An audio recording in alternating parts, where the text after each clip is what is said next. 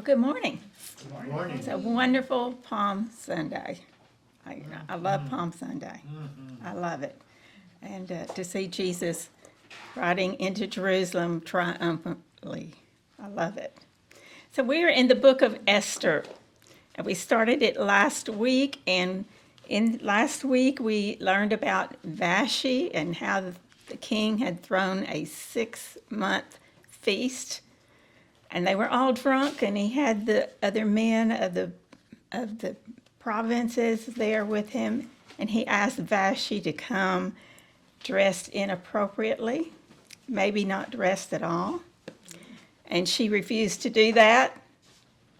And so she, in the aftermath of that, then they decided that she would no longer be queen. And so then they gathered 400 of the most beautiful women who were virgins from the province, and they spent a year preparing them to be the future queen. 400 young women. And so this is where we are. They did all kinds of things to these women to make them beautiful. And after a year, they all appeared before the king. So we're in chapter 2, verse 15 through 18.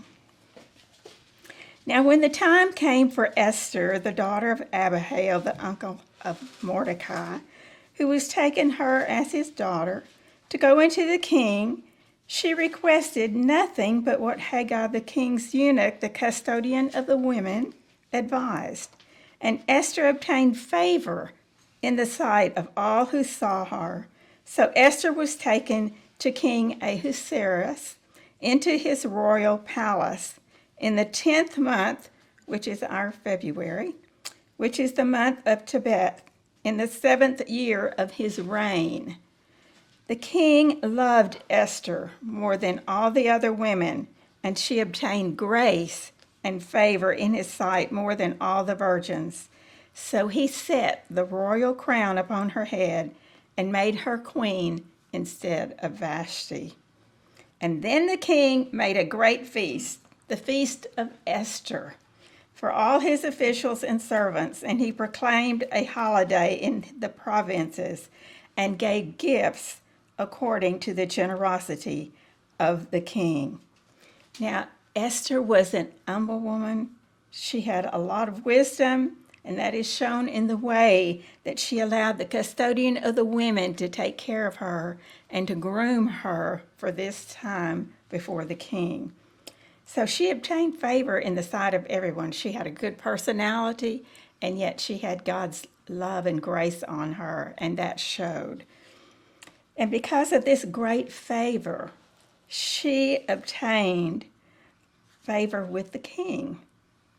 And she was selected to be the queen to King Ahasuerus, and her life up to this point had been very remarkable and was going to be even more so. So let me tell you a little bit about her. She was the child of Jewish exiles. Her mother and father had both died. And so her cousin Mordecai took her and raised her as his own child. They lived in a foreign land. It was a hostile land at many times, and she was taken by compulsion into the king's harem. She had no choice. And she found favor with all that she met, and she was then finally selected queen of the realm. Now, this was not an accident. God had it all planned out from the very first day, and it wasn't just because of her fortune or her good looks that made her the queen. It was God's plan. So Psalm 75, 6 and 7 tells us something about that. For exaltation comes neither from the east, nor from the west, nor from the south, but God is the judge. He puts down one and exalts another. Okay, so in exactly the very same way, you and I have a place in God's plan. We all have a place in God's plan.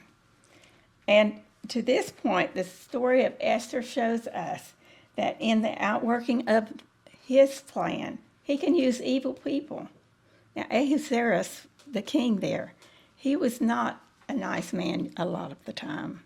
He certainly was not a man of God. But God didn't make him to get drunk and didn't call him to call the queen in front of everyone. And yet God used this wicked man to fulfill his plan. So no matter how evil men are, if God has a plan for you, whatever his plan is, that plan is going to take place. No matter what they do to you, no matter what they say to you, God's plan is going to prevail. So verses 19 through 20. When virgins were gathered together a second time, Mordecai sat within the king's gate. Now Esther had not revealed her family or her people, just as Mordecai had charged her. For Esther obeyed the command of Mordecai as when she was brought up by him. So this position of Mordecai indicates that he was associated with the officials in the kingdom. So he had a position there and had an influence in the kingdom. And some have thought that the book of Esther carries this thing of not revealing who you are too far. There are other people that say, well, the book doesn't contain God's name. Well, neither does the book of Song of Solomon. And then others say, well, because of the use of the festivities of Purim, which we'll talk about in a couple of times later, they didn't want to tell the scriptures because it was not that great of a feast because everybody got drunk during the Feast of Purim. One rabbi taught this: a man is obligated to drink on Purim until he is unable to distinguish between blessed be Mordecai and cursed be Haman. So they were so drunk they didn't know what they were doing. Wonderful way, and that's probably why they didn't have God's name there in that particular feast. So some have wondered if it would be too easy to profane the name of God if it was read at that type of festival. And then others have said that the word YHWH is hidden inside the scriptures in Esther. I don't know, I didn't see it, I didn't find it, but they have said that. And then in some manuscripts they say that those letters are highlighted, and I've not ever seen that, maybe you all have, but they're highlighted to show the name of God. Another reason that maybe God's name is not mentioned is that it was written under the Persian rule, and it was distributed in that Persian rule, and so maybe that's why they didn't name God. Mardi Gras right before Purim. What is that? That's a drunken feast. It is. And debauchery. It is. So most likely the book of Esther didn't have the name of God because what the book of Esther shows is how God works behind the scenes. Behind the scenes, always you see the hand of God. He's always active in the book of Esther. Verses 21 through 23. In those days, when Mordecai sat within the king's gate, two of the eunuchs, Bigthan and Teresh, doorkeepers, became furious and sought to lay hands on King Ahasuerus. So the matter became known to Mordecai. And when then he told Queen Esther, and then she told King Ahasuerus that someone was going to kill him. And when an inquiry was made in the matter, it was confirmed, and both were hanged on a gallows. And it was written in the book of the Chronicles in the presence of the king. So Mordecai's attitude here wasn't, I'm a Jewish man in exile and I don't care if the king gets killed or not. It was not that. 1 Peter 3:17. Who has that one? I have it. Okay, if you'll read it loudly, please. 2:17, but let me pull it. 2:17. Is it 2:17? Yes. honor all people, love the brotherhood, fear God, honor the king. Okay, this was Mordecai's thing. Honor people, fear God, honor the king. So the threat of assassination was real. Actually, King Ahasuerus was killed by his prime minister later on in his life, and that's when Artaxerxes I came to rule instead of him. Now, the word gallows is actually tree. And the idea that they were hanged on a tree probably means they were not hanged with a noose around the neck, but it was an empalement on a stake, much like crucifixion. And I'm not going to describe it here. It's described by Clark and some of the other commentators. It's a gruesome, horrible death. And if you want to know about it, you can come after the class and I'll tell you about it. But I'm not going to tell it here. But it was a dreadful punishment. It was a revenge and cruelty that was just really horrible, and it was excruciating to the person who was impaled. Are there any questions or any comments? No, I think one thing I thought is would make a good sermon was the idea that you were talking about it. God's got a plan. Yes. No matter where you're at and what you're doing, no matter how evil that person is or what, if he's got that plan, he's going to use it all for his Absolutely. kingdom and his glory. That's right. I mean, that's if you stop and think about the redemption there, oh my goodness. And then you stop about it. God has a plan for you, Bob. Yeah. Veronica. He's got a plan for each one of us, and it's going to happen. Very good. Okay. So chapter 3, verse 1. After these things, King Ahasuerus promoted Haman, son of Hammedatha and Agathate, and advanced him and set his seat above all the princes who were with him. Now Haman was an evil, ungodly man, but God had a purpose in allowing him to be promoted. And so Haman was a descendant of Agag, who was the king of the Amalekites. And the people were Israel's sworn enemy for a long time. So let me just tell you a little bit about the Amalekites. They were the ones that, after the Israelites crossed the Red Sea, they attacked them from the rear of their people. It was the old people, the ones that couldn't keep up, the ones that were sick, various reasons, but they attacked from the rear.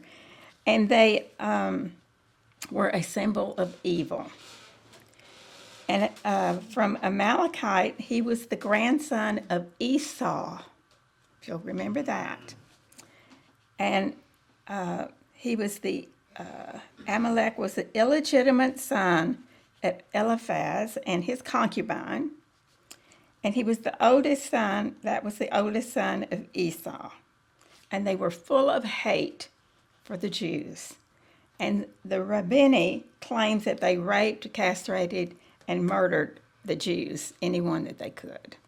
So that was a very evil group of people. And Haman was a part of that.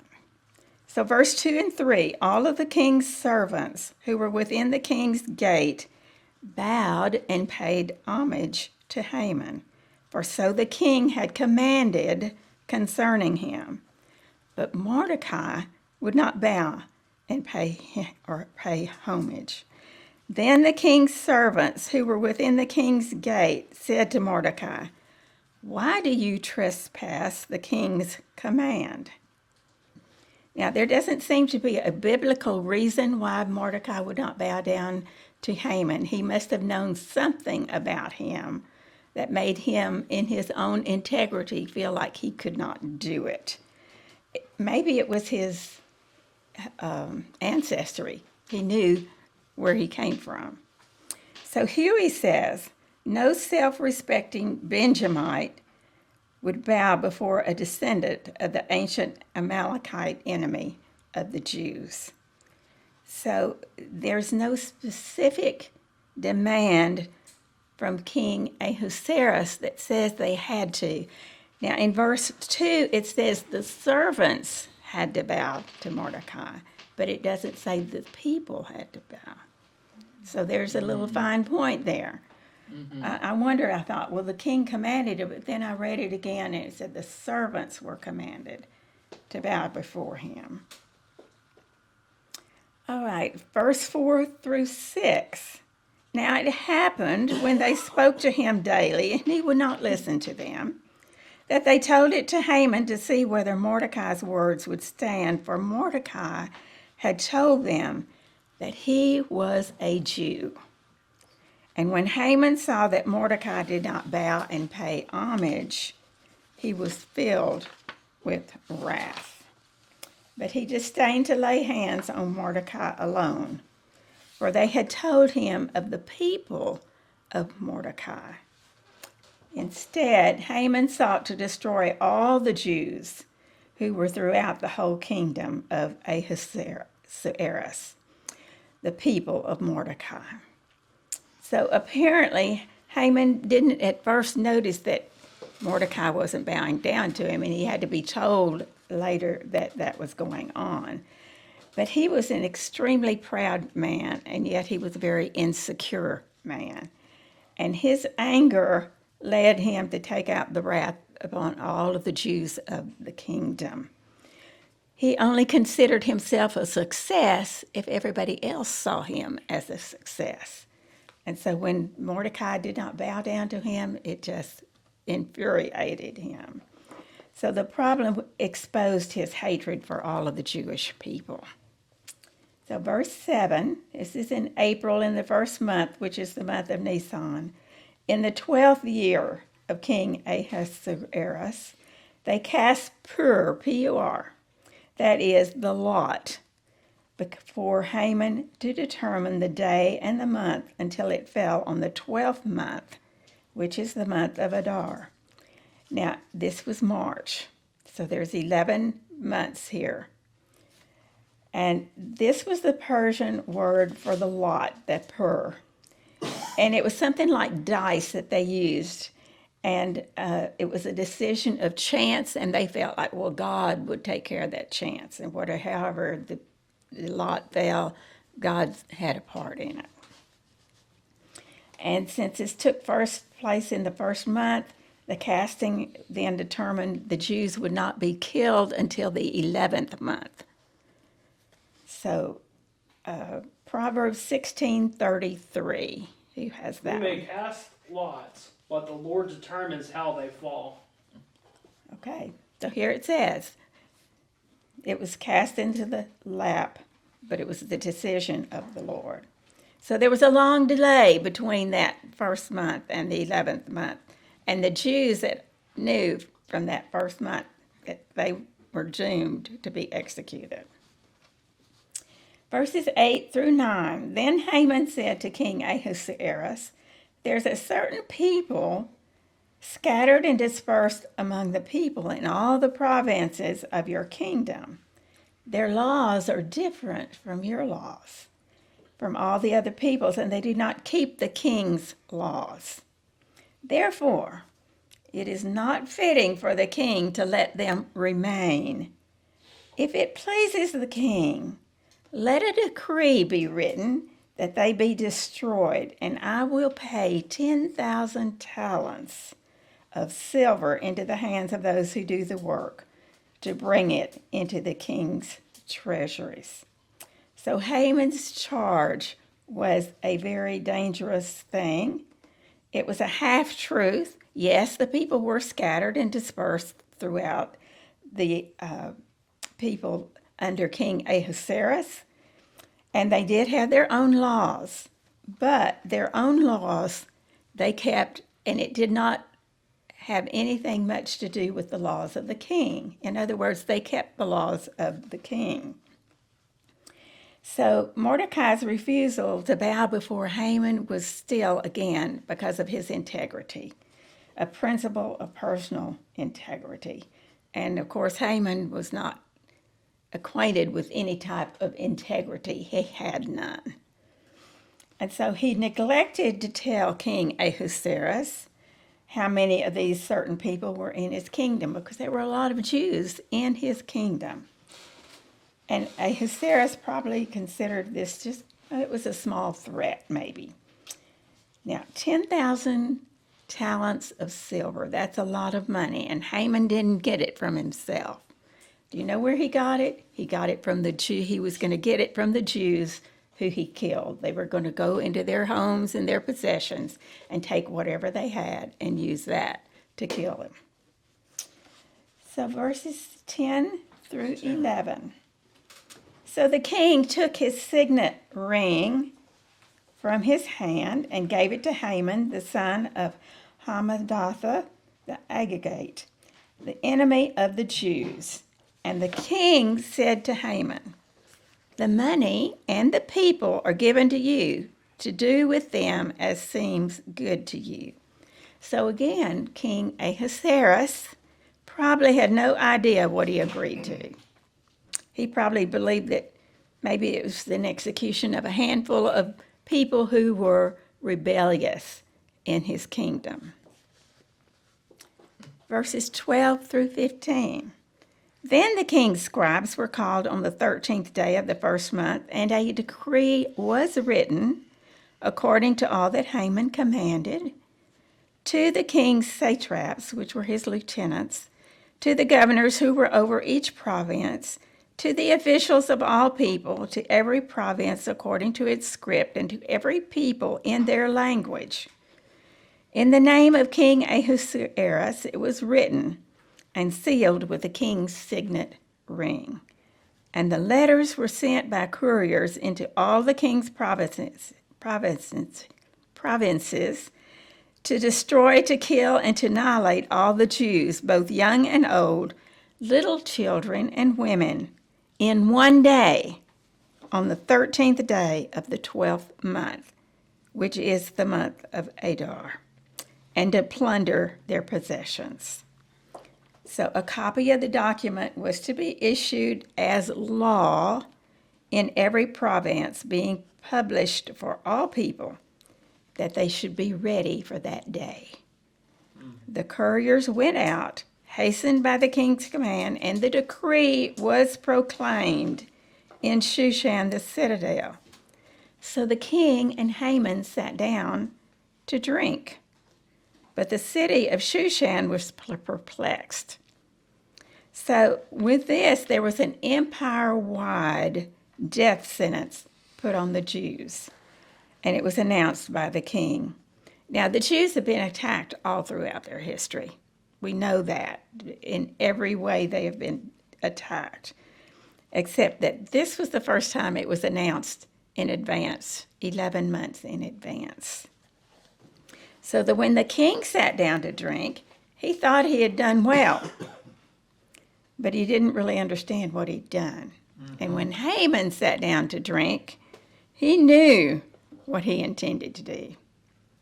And so despite this, the city of Shushan, they say, was very perplexed. They had no idea why all the Jews would be killed, because they lived among them. They were good people. They kept the law. They didn't understand why. And so there was a lot of confusion about this decree that went out declaring that they were enemies, because they did not see them that way at all. Again, all of this came to pass because of the insecurity of Haman. All right. Are there any questions or comments on this chapter? Anybody? Okay. Chapter 4. Verse 1 through 3. When Mordecai learned all that had happened, he tore his clothes and put on sackcloth and ashes and went out into the midst of the city. He cried with a loud and bitter cry. He went as far as the front of the king's gate, because no one could enter the king's gate wearing sackcloth. It was just like if you were in the king's presence, you could not be unhappy. You had to be happy. That was the way the king's palace went. So in every province where the king's command and decree arrived, there was great mourning, and the people were weeping, and they were in sackcloth because they were so upset, knowing that they had had a death sentence put upon them. And so Mordecai was anguished because of this, and we remember that his integrity was the cause of it. So he was the cause of this, and how did that make him feel, being the cause of it? So he cried out with a loud and bitter cry, but he would not change and grovel at the feet of Haman to save himself or his people. Now, this was not only because of the integrity of Mordecai, but also because he knew the character of the laws of the Persian, and the decree that was given could not be changed. Bob, would you go back to chapter 1:19 of Esther? Say what it says. And if it pleases the king, let there go a royal commandment from him, and let it be written among the laws of the Persians and the Medes, that it be not altered, that Vashti come no more before King Xerxes. Let the king give her royal estate unto another that is better than she. Okay, so anytime a decree from the king went out, it could not be altered. It was set in stone. Okay, so Mordecai's reaction was the same as all the people all through the land: grief and horror. All right, verse 4-7. So Esther's maids and eunuchs came and told her, and the queen was deeply distressed. And then she sent garments to clothe Mordecai and take his sackcloth away from him, but he would not accept them. Then Esther called Hathach, one of the king's eunuchs, whom he had appointed to attend her, and she gave him a command concerning Mordecai, to learn what and why this was. So Hathach went out to Mordecai in the city square that was in front of the king's gate, and Mordecai told him all that had happened to him and the sum of money that Haman had promised to pay into the king's treasuries to destroy the Jews. So Esther, living in isolation in the king's palace, had no idea what was going on until she saw Mordecai in sackcloth, and she wondered, why is he acting like this, and why is he dressed in sackcloth? He's making a spectacle of himself. So he was aware of the money motive that made King Ahasuerus agree with this evil plan. So apparently it was about money for the king. Verses 8-12. He also gave him a copy of the written decree for their destruction, which was given at Shushan, that he might show it to Esther and explain it to her, and that he might command her to go into the king to make supplication to him and plead before him for her people. So Hathach returned and told Esther the words of Mordecai. And then Esther spoke to Hathach and gave him a command for Mordecai. This is the command: all of the king's servants and the people of the king's provinces know that any man or woman who goes into the inner court of the king who has not been called, he has but one law: to put them to death, except the one to whom the king holds out the golden scepter, that he might live. Yet I have not been called to go into the king these 30 days. And so they told Mordecai Esther's words, and after giving a copy of the decree to Esther through a courier, Mordecai challenged her to intercede on the behalf of her people before the king. Now, of course, Esther had difficulty with this. She knew that if she approached the king and had not been called, that it could be her death. And she says, I've not even seen my husband for 30 days. So she was not with him all the time, even though she was the queen. So apparently there was not a lot of intimacy. I mean, he had 399 other concubines or other wives that he could spend the night with rather than his wife. Okay, verse 13 through 14. Mordecai told them to answer Esther. Do not think in your heart that you will escape in the king's palace any more than any of the other Jews. For if you remain completely silent at this time, relief and deliverance will arise for the Jews from another place, that you and your father's house will perish. Who knows whether you have come to the kingdom for such a time as this? Absolutely. I love that phrase. Mm-hmm. So Mordecai reminded Esther that she could not remain insulated from this situation. She knew about it now, but it was going to happen to her as well as any other Jew. And he told her if she remains silent, relief and deliverance is going to come from some other way, but you and your house will be killed. So Mordecai's trust was in God's faithfulness. It was not in Esther, but it was in God. And so he knew that God would not fail his people, even if individuals let him down. So Mordecai reminded Esther that though the fate of God rested with God, not in her, but that her own fate depended on the faithfulness of God. So, who knows whether you have come to the kingdom for such a time as this? Mordecai knew that God had promoted this orphan girl way back in exile for a reason. And Esther had to have the courage and the reason to see that this is the way it was going to be fulfilled. So verse 15 through 17. And then Esther told them to reply to Mordecai, go gather all the Jews who are present in Shushan and fast for me. Neither eat or drink for 3 days, night or day. My maids and I will fast also. And so I will go to the king, which is against the law, and if I perish, I perish.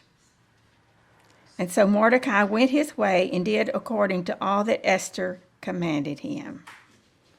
So she, the determination of the Lord got to Esther, and she decided that she was going to go and make this bold appearance before the king, but only if she was supported through prayer and fasting. That is how important it is in so many of our decisions. We've got to have that. We just have to have it. And so I will go to the king, which is against the law. And if I perish, I perish.